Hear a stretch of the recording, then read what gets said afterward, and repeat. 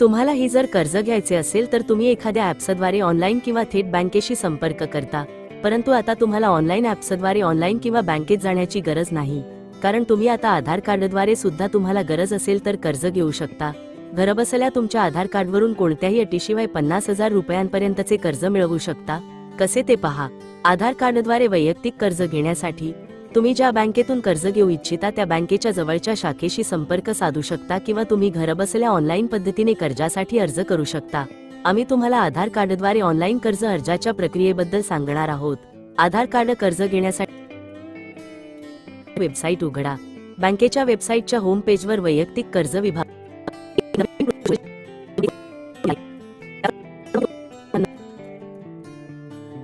Number, pan card, जन्मतारीख इत्यादी माहिती विचारली जाईल. आपल्याशी संबंधित सर्व माहिती प्रविष्ट करा आणि सबमिट करा.